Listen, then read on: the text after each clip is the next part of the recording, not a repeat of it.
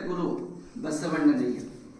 ಬಸವ ಬೆಳಗಿನ ಮಹಾ ಬೆಳಗು, ಶರಣ ಪರಂಪರೆಯ ಮಹಾನ್ ಚೇತನ, ತನು ಮನ ಧನ ಎಲ್ಲವನ್ನು ಸಹ ಕಾಯಕ ದಾಸೋಹಕ್ಕೆ ಅರ್ಪಿಸಿ ಅತ್ಯಂತ ಶರಣ ಶ್ರೇಷ್ಠರೆನಿಸಿ ತ್ರಿವಿಧ ದಾಸೋಹ ಮೂರ್ತಿ ಎನಿಸಿ ಕರ್ನಾಟಕ ರತ್ನ ಪದ್ಮಭೂಷಣ ಲಿಂಗೈಕ್ಯ ಡಾಕ್ಟರ್ ಶ್ರೀ ಶ್ರೀ ಶಿವಕುಮಾರ ಮಹಾಸ್ವಾಮೀಜಿಯವರನ್ನ ಬೃಂದಮಂದಿರದಲ್ಲಿ ಸ್ಮರಿಸುತ್ತ ಇಂದಿನ ಶಿವತತ್ವ ಚಿಂತನಾ ಗೋಷ್ಠಿಯ ದಿವ್ಯ ಸಾನ್ನಿಧ್ಯವನ್ನ ವಹಿಸಲಿರ್ತಕ್ಕಂಥ ಪರಮ ಪೂಜ್ಯ ಶ್ರೀ ಶ್ರೀ ಸಿದ್ಧಲಿಂಗ ಮಹಾಸ್ವಾಮೀಜಿಯವರು ಹಾಗೂ ಪರಮ ಪೂಜ್ಯ ಶ್ರೀ ಶಿವಗಿ ಸಿದ್ದೇಶ್ವರ ಸ್ವಾಮೀಜಿಯವರಲ್ಲಿ ಭಕ್ತಿಪೂರ್ವಕವಾದಂಥ ಶರಣಾರ್ಥಿಗಳನ್ನು ಸಲ್ಲಿಸುತ್ತ ಆತ್ಮೀಯ ಶರಣ ಬಂಧುಗಳೇ, ಆಡಿದ ಮಾತು ಬಿಟ್ಟ ಬಾಣ ಕಳೆದ ಸಮಯ ಇವಾವೂ ಸಹ ಜೀವನದಲ್ಲಿ ನಾವು ವಾಪಸ್ ಪಡ್ಕೊಳ್ಳಿಕ್ಕೆ ಆಗೋದಿಲ್ಲ. ಶಿವತತ್ವ ಚಿಂತನ ಗೋಷ್ಠಿಯಲ್ಲಿ ನಾವು ತೊಡಗಿಸ್ಕೊಳ್ತಕ್ಕಂಥ ಈ ಸಮಯ ಜೀವನದಲ್ಲಿ ಒಂದು ಅತ್ಯಂತ ಅವಿಸ್ಮರಣೀಯವಾದಂಥ ಸಮಯ. ಕಳೆದ ವಾರ ಬಸವ ಕಲ್ಯಾಣದಲ್ಲಿ 500 ಕೋಟಿ ವೆಚ್ಚದಲ್ಲಿ ನಿರ್ಮಾಣ ಆಗ್ತಾ ಇರ್ತಕ್ಕಂಥ ಅನುಭವ ಮಂಟಪವನ್ನು ನೋಡ್ಕೊಂಡು ಬಂದಾಗ ಬಹಳ ಖುಷಿ ಆಯಿತು. ನಾವು ಅದನ್ನ ಕಣ್ತುಂಬಿಸತಕ್ಕಂಥ ಕಾಲ ಹತ್ರ ಬರ್ತಾ ಇದೆ ಅಂತ. ಅಷ್ಟೇ ಖುಷಿ ಈಗ ನನಗಾಗ್ತಾ ಇದೆ ಪರಮ ಪೂಜ್ಯ ಶಿವಸಿದ್ದೇಶ್ವರ ಸ್ವಾಮೀಜಿಯವರ ಸಾನ್ನಿಧ್ಯದಲ್ಲಿ ಒಂದು ರೀತಿಯ ಅನುಭವ ಮಂಟಪವಿದೆ.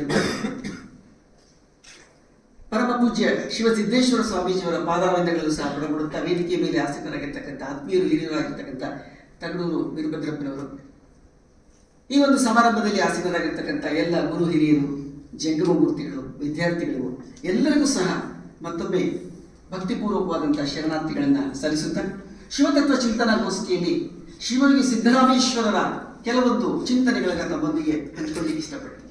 ಸಂಕ್ಷಿಪ್ತವಾಗಿ ಹೇಳಿ ಅವರ ವಚನಗಳನ್ನು ಚಿಂತನೆ ಮಾಡೋಣ ಅಂತ ನಾನು ತಯಾರಾಗಿ ಬಂದಿದ್ದೇನೆ.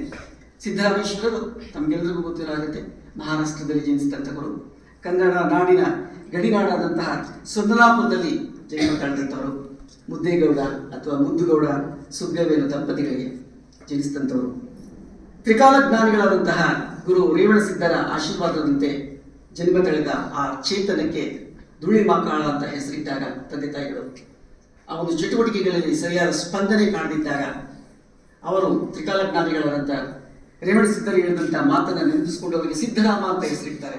ಆಗ ಆ ಪ್ರತಿಕ್ರಿಯೆಗಳು ಅವರಿಗೆ ಕಂಡು ಬರ್ತವೆ. ಶಿವಯೋಗಿ ಸಿದ್ದರಾಮೇಶ್ವರರು ಬಾಲ್ಯದಿಂದಲೂ ಬಹಳ ಭಕ್ತಿ ಪರವಶತೆಯನ್ನು ಹೊಂದಿದ್ದರು.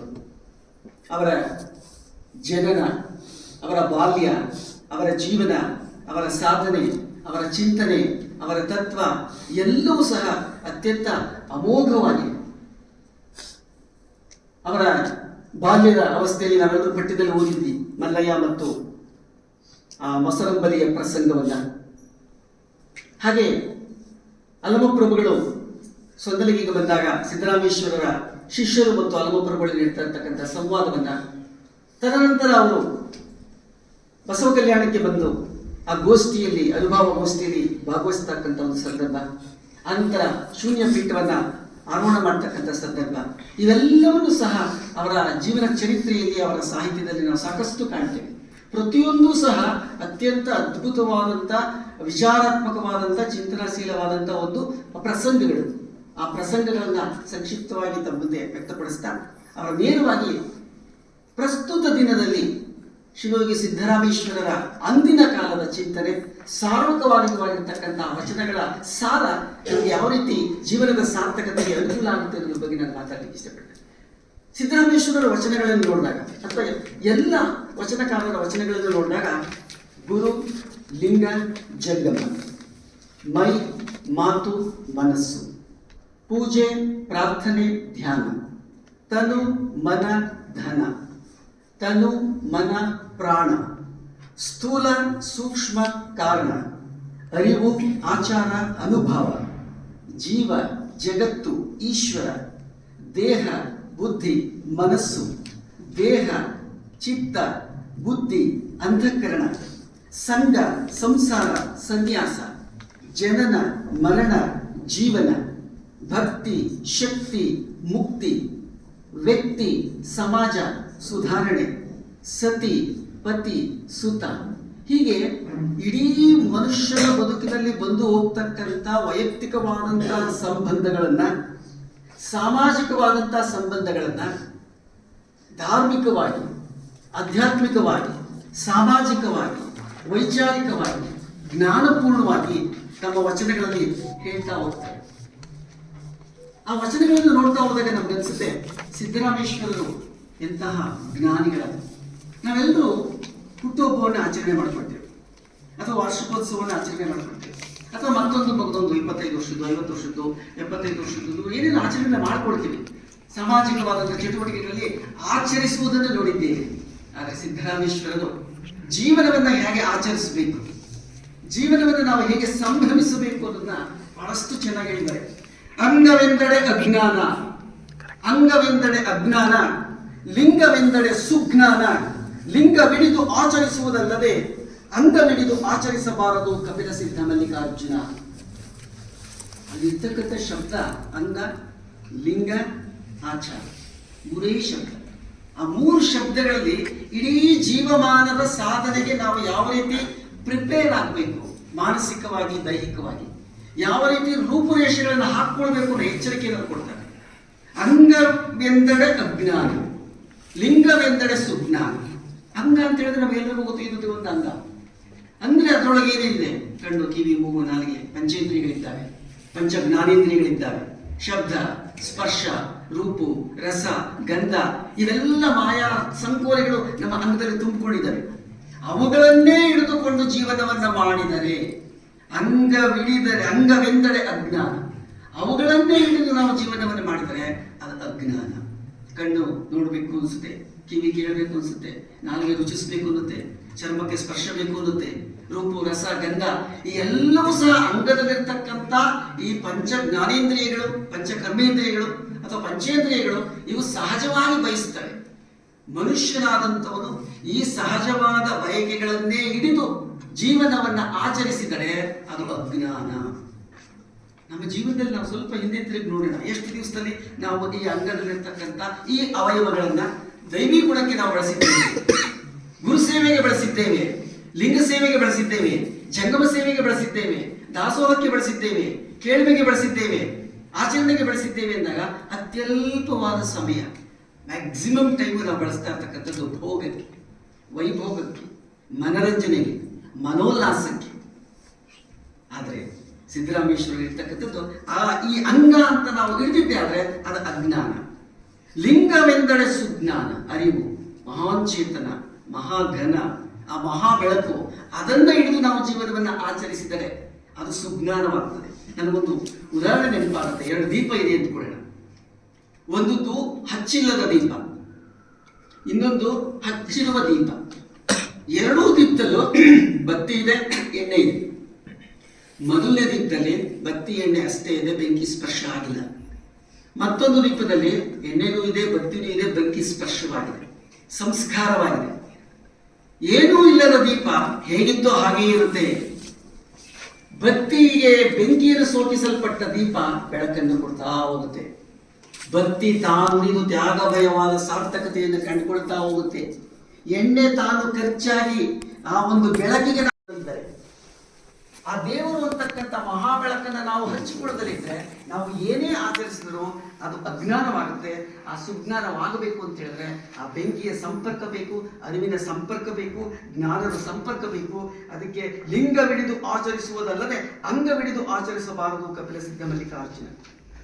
ಈ ಜನನ ಮರಣ ಶರೀರಕ್ಕುಂಟು, ಸುಖ ದುಃಖ ಮನಸ್ಸಿಗುಂಟು, ಮೋಕ್ಷ ಮುಕ್ತಿ ಆತ್ಮಕ್ಕುಂಟು.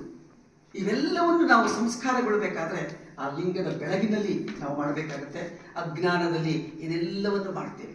ಅಜ್ಞಾನದಲ್ಲಿ ಅಂಗದ ಬಯಕೆಗಳನ್ನೆಲ್ಲವನ್ನು ಈಡೇರಿಸಿಕೊಳ್ತೇವೆ. ಆಸ್ತಿ, ಅಂತಸ್ತು, ಐಶ್ವರ್ಯ ಬೇಕಾದನ್ನು ನಾವು ಗಳಿಸ್ಕೊಳ್ತೇವೆ. ಈ ಗಳಿಕೆ, ಅದರ ಬಳಕೆ, ಅದರ ಉಳಿಕೆಯಲ್ಲಿ ನಾವು ಲಿಂಗವಿಡಿದು ಆಚರಿಸಬೇಕು, ಅರಿವನ್ನು ಹಿಡಿದು ಆಚರಿಸಬೇಕು. ಅರಿವು ಹೇಳುತ್ತೆ, ಎಲ್ಲೋ ಮಾನವ ನೀನು ಎಷ್ಟು ವರ್ಷ ಬದುಕಿರ್ತೀಯ? 1000 ವರ್ಷ ಬದುಕಿರಲ್ಲ. ಆ ಬದುಕಿನಲ್ಲಿ ಸಾರ್ಥಕತೆಯನ್ನು ಕಾಣ್ಕೊಡು.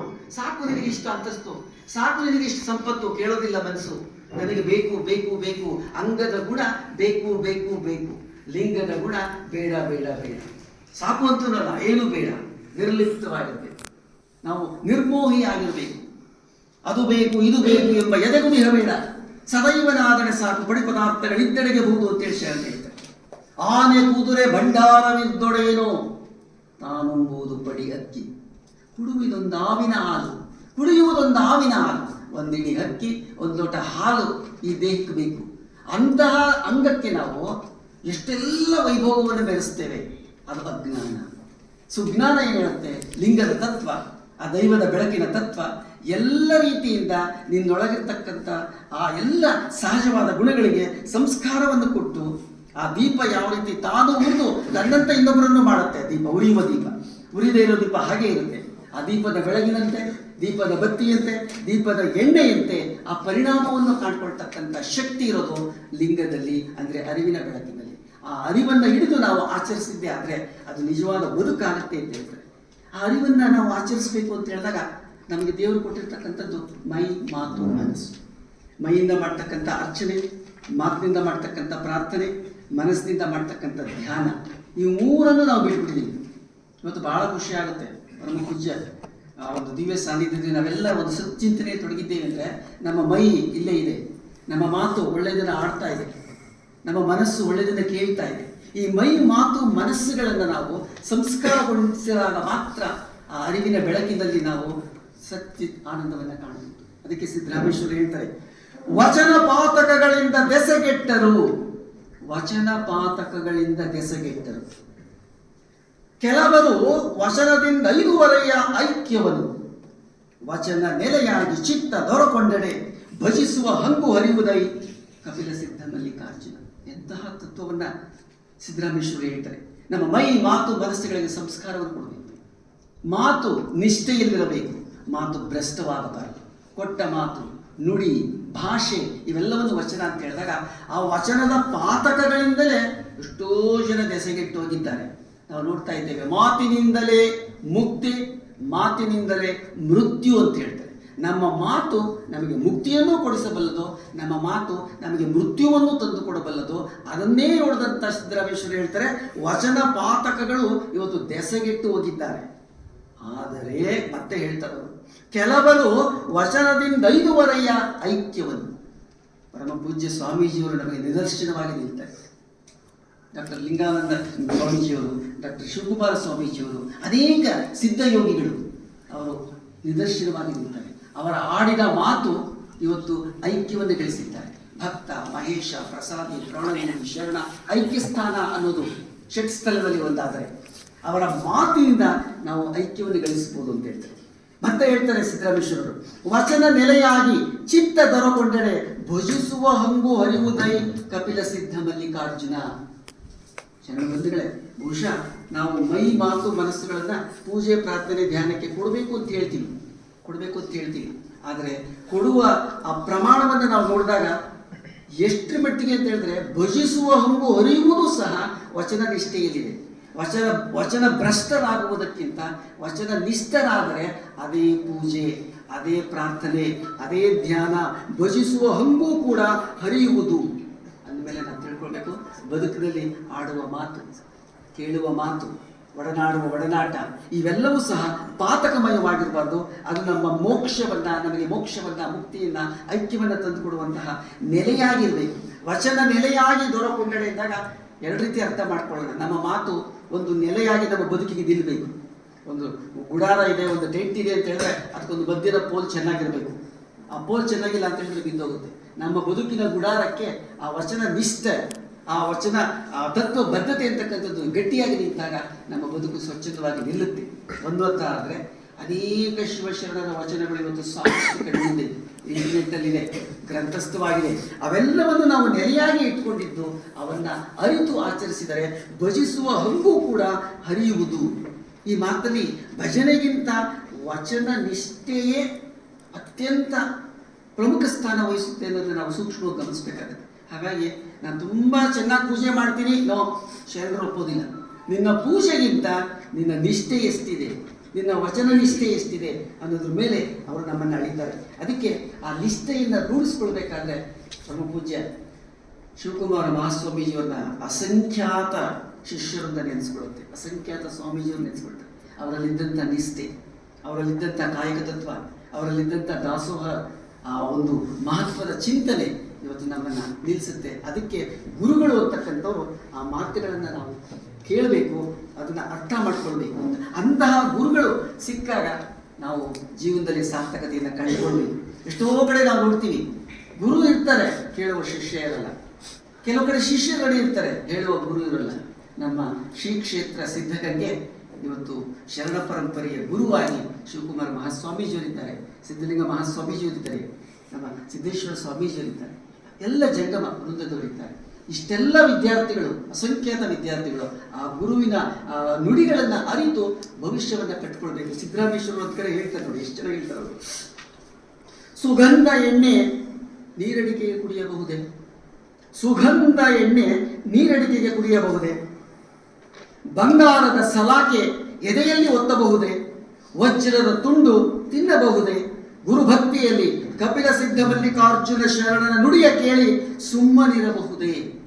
ಇದನ್ನು ಓದ್ತಾ ವಿಶೇಷವಾಗಿ ಅರ್ಥವ್ಯಾಪ್ತಿ ಆಗ್ತಾ ಇತ್ತು. ಇಷ್ಟು ಚೆನ್ನಾಗಿದೆ. ಸುಗಂಧ ಎಣ್ಣೆ ನೀರಡಿಕೆ ಕುಡಿಯಬಹುದೇ? ಬಾಯಾರಿಕೆ ಆಯಿತು, ನೀರಿಟ್ಟಿದ್ದಾರೆ ಕುಡಿಬಹುದು. ಒಳ್ಳೆ ಸುಗಂಧದ ಎಣ್ಣೆ ಇಟ್ಟಿದ್ದಾರೆ, ನೋ, ಕುಡಿಲಿಕ್ಕೆ ಬರೋದಿಲ್ಲ. ಕುಡಿಲಿಕ್ಕೆ ಬರೋದು ನೀರು ಮಾತ್ರ. ಸುಗಂಧ ಎಣ್ಣೆ ನೀರಡಿಕೆಗೆ ಕುಡಿಯಬಹುದೇ? ನೋ, ಆಗೋದಿಲ್ಲ. ಬಂಗಾರದ ಸಲಾಕೆ ಎದೆಯಲ್ಲಿ ಒತ್ತಬಹುದೇ? ಇದು ಬಂಗಾರದಪ್ಪ, ಎದೆಯಲ್ಲಿ ಒತ್ಕೊಳ್ಳೋಣ? ನೋ, ಸಾಧ್ಯ ಇಲ್ಲ. ವಜ್ರದ ತುಂಡು ತಿನ್ನಬಹುದೇ? ಸಾಧ್ಯನೇ ಇಲ್ಲ. ಆದರೆ ಲಾಸ್ಟ್ ಕೊನೆ ಲೈನಲ್ಲಿ ಹೇಳ್ತಾರೆ, ಗುರುಭಕ್ತಿಯಲ್ಲಿ ಕಪಿಲ ಸಿದ್ಧ ಮಲ್ಲಿಕಾರ್ಜುನ ಶರಣನ ನುಡಿಯ ಕೇಳಿ ಸುಮ್ಮನಿರಬಹುದೇ? ಇದು ಓದ್ಕೊಳ್ಬೇಕಾದಾಗ ಒಂದೊಂದು ಲೈನ್ಗೂ ಉತ್ತರ ಕೊಟ್ಕೊಳ್ಳೋದೇ ನಾನು. ಸುಗಂಧ ಎಣ್ಣೆ ನೀರಡಿಕೆ ಕುಡಿಯಬಹುದೇ? ಆಗುವುದಿಲ್ಲ ಅಥವಾ ಇಲ್ಲ. ಬಂಗಾರದ ಸಲಾಕೆ ಎದೆಯಲ್ಲಿ ಒತ್ತಬಹುದೇ? ಇಲ್ಲ. ವಜ್ರದ ತುಂಡು ತಿನ್ನಬಹುದೇ? ಇಲ್ಲ. ಕೊನೆಗೆ ಗುರುಭಕ್ತಿಯಲ್ಲಿ ಕಪಿಲ ಸಿದ್ಧ ಮಲ್ಲಿಕಾರ್ಜುನನ ಶರಣ ನುಡಿಯ ಕೇಳಿ ಸುಮ್ಮನಿರಬಹುದೇ? ಇಲ್ಲ ಇಲ್ಲ ಇಲ್ಲ ಅಂತ 3 ಲೈನ್ ಹೇಳಿದ ಮೇಲೆ ಇನ್ನೂ ಇಲ್ಲ ಅಂತಲೇ ಹೇಳ್ಬೋದು. ಗುರುಭಕ್ತಿಯಲ್ಲಿ ಕಪಿಲ ಸಿದ್ಧ ಮಲ್ಲಿಕಾರ್ಜುನ ಶರಣನ ನುಡಿಯ ಕೇಳಿ ಸುಮ್ಮನಿರಬಹುದೇ? ಇಲ್ಲ. ಅದರ ಅರ್ಥ ಇಷ್ಟೇ, ಗುರು ಒಳ್ಳೆಯ ಸುಳ್ಳುಡಿಗಳನ್ನ ಹೇಳಿದ್ದಾನೆ, ಕೇಳಿದ್ದೇವೆ, ಹೊಟ್ಟೋಗ್ತೇವೆ. ಉಣ್ಮೆ ಕಾರ್ಯಕ್ರಮ ಮುಗೀತು, ಮುಂದಿನ ಉಣ್ಮೆ ನೋಡ್ಕೊಳ್ಳೋಣ. ಈ ಉಣ್ಮೆಯಲ್ಲಿ, ಹಿಂದಿನ ಉಣ್ಮೆಯಲ್ಲಿ ಕೇಳಿದ್ದನ್ನ ಹಂಗೆ ಇಟ್ಕೊಂಡ್ಬಿಟ್ರೆ ಸುಮ್ಮನಿದ್ದಂಗೆ ಲೆಕ್ಕ. ಸುಮ್ಮನಿರಬಾರ್ದು ಅಂತಾರೆ ಸಿದ್ದರಾಮೇಶ್ವರ. ಮತ್ತೆ ಏನು ಮಾಡಬೇಕು? ಅದನ್ನು ಅರಿಬೇಕು, ಆಚರಿಸಬೇಕು, ಅನುಭವಿಸಬೇಕು, ಶರಣ ಸ್ಥಳವನ್ನು ಏರಿ ಐಕ್ಯ ಸ್ಥಳಕ್ಕೆ ಹೋಗಬೇಕು. ನೋಡಿ, ಆ ಉದಾಹರಣೆಗಳ ಉಪಮೇಯ ಮತ್ತು ಉಪದೇಶವನ್ನು ನೋಡಿದಾಗ ಸುಗಂಧದ ಎಣ್ಣೆ ವ್ಯಾಲ್ಯೂಯಬಲ್, ತುಂಬ ಮೌಲ್ಯಯುತವಾದದ್ದು.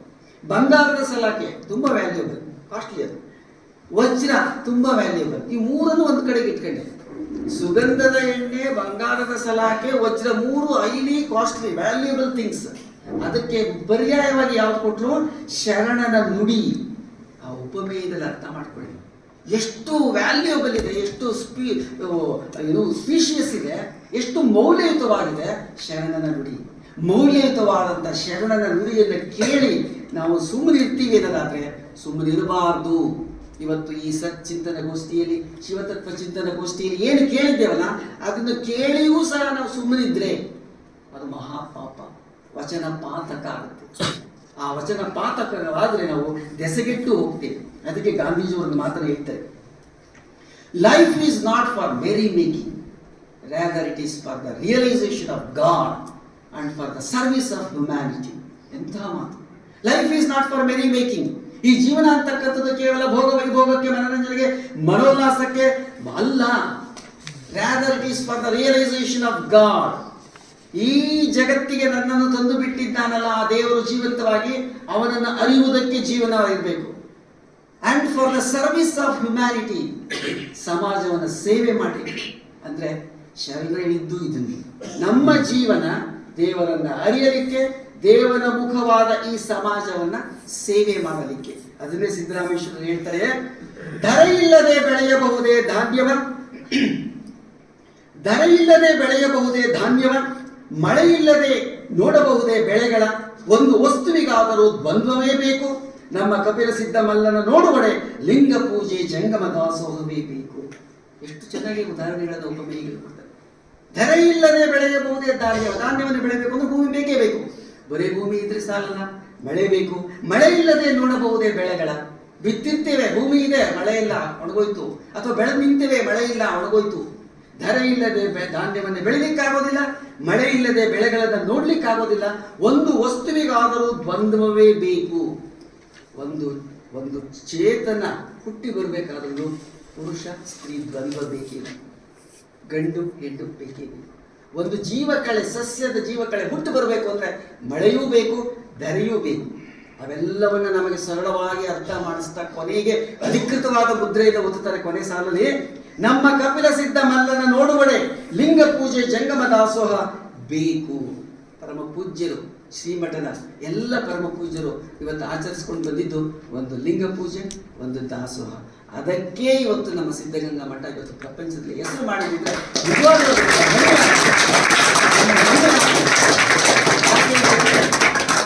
3-4 ಗಂಟೆಗೆ 3:30 ನಾವು ಒಮ್ಮೆ ಬಂದಾಗ ಪೂಜ್ಯರು ಲಿಂಗ ಪೂಜೆಯಲ್ಲಿ ತೊಡಗಿದ್ರು. ಪ್ರತಿದಿನ ತೊಡಗ್ತಾ ಇದ್ರು. ನಾವು ಒಮ್ಮೆ ಬಂದಾಗ ನೋಡಿದಾಗ ಖುಷಿ ಅನ್ನಿಸ್ತು. ಆ ಲಿಂಗ ಪೂಜೆ, ಆ ಪರಂಪರೆಯ ಮಠ. ದಾಸೋಹ, ಎಷ್ಟು ಜನಕ್ಕೆ ಇವತ್ತು ದಾಸೋಹ, ಎಷ್ಟು ಜನಕ್ಕೆ ಅನ್ನದಾಸೋಹ, ಅಕ್ಷರ ದಾಸೋಹ, ಜ್ಞಾನ ದಾಸೋಹ. ಅಂದ್ರೆ ಶರಣರ ಆಶಯಗಳನ್ನ ಯಥಾವತ್ತಾಗಿ ಸಾಕಾರ ರೂಪದಲ್ಲಿ ಕಣ್ಣು ಮುಂದೆ ಕಾಣ್ತಾ ಇರ್ತಕ್ಕಂಥ ಅತ್ಯಂತ ಪವಿತ್ರ ಕ್ಷೇತ್ರಗಳಲ್ಲಿ ಸಿದ್ಧಗಂಗಾ ಕ್ಷೇತ್ರ ನಮ್ಮದು ಮೊಟ್ಟ ಮೊದಲು ಅಂತ ಹೇಳೋ ಹೆಮ್ಮೆ ನಮಗಿದು.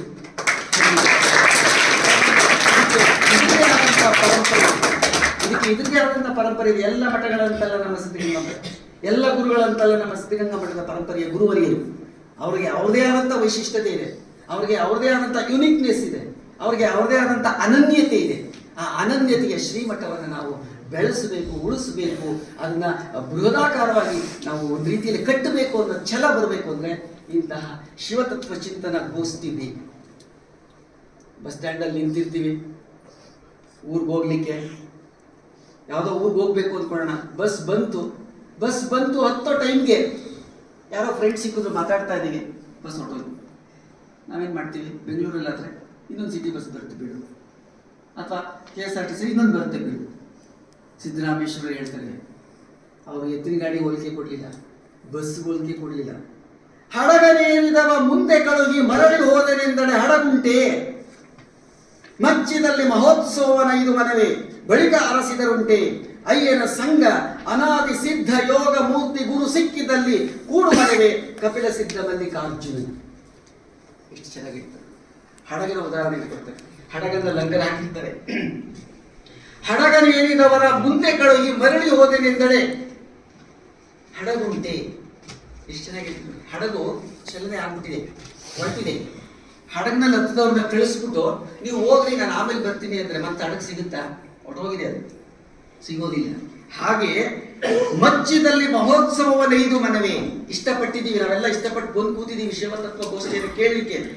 ಮತ್ತೆ ಅರಸಿದ್ರೆ ಸಿಗೋದಿಲ್ಲ. ಇಂತಹ ಗೋಷ್ಠಿಯಲ್ಲಿ ಅಯ್ಯನ ಸಂಘ ಅನಾದಿ ಸಿದ್ಧ ಯೋಗ ಮೂರ್ತಿ ಗುರು ಸಿಕ್ಕಿದಲ್ಲಿ ಕೂಡು ಮನವೇ ಕಪಿಲ ಸಿದ್ಧ ಮಲ್ಲಿಕಾರ್ಜುನ. ಇಂತಹ ಗುರುಗಳು ಸಿಕ್ಕಿದ್ದಾರೆ. ಇಂತಹ ಗುರುಗಳ ಕೂಟದಲ್ಲಿ ನಾವು ಕೂಡಬೇಕು, ನಮ್ಮ ಜ್ಞಾನವನ್ನು ಬೆಳೆಸ್ಕೊಳ್ಬೇಕು, ಆನಂದಿಸಬೇಕು, ಅದನ್ನು ಆಸ್ವಾದಿಸಬೇಕು ಅಂತ ಚಿಂತನ ಗೋಷ್ಠಿಯಲ್ಲಿ ನಮ್ಮ ತನವನ್ನು ಕಂಡುಕೊಳ್ಬೇಕಾದ್ರೆ ಶಿವಯೋಗಿ ಸಿದ್ದರಾಮೇಶ್ವರರ ವಚನಗಳು ತುಂಬ ನಮಗೆ ಸಂದೇಶವನ್ನು ಕೊಡ್ತವೆ. ಆ ಸಂದೇಶದಲ್ಲಿ ಕೊನೆಯ ಸಾಲದಲ್ಲಿ ನನ್ನ ಮಾತನ್ನು ಮುಗಿಸ್ತೇನೆ. ಅರಿದಡೆ ಭವ ಬಂಧನವಿಲ್ಲ, ಮರೆದಡೆ ಜನನ ಮರಣ ಕಳವಿಲ್ಲ. ಇವತ್ತು ಚಿಂತನ ಶಿವತತ್ವ ಚಿಂತನ ಗೋಷ್ಠಿಯ ಸಂದೇಶ ನಾನು ಇಷ್ಟ ಅಂತ ಹೇಳಿ, ಅರಿದಡೆ ಭವ ಬಂಧನವಿಲ್ಲ, ಮರೆದಡೆ ಜನನ ಮರಣ ಕಾಳವಿಲ್ಲ.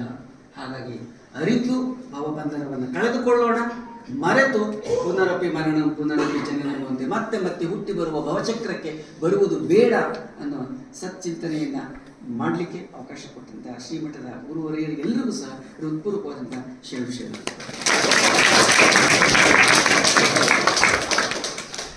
ವಚನಗಳು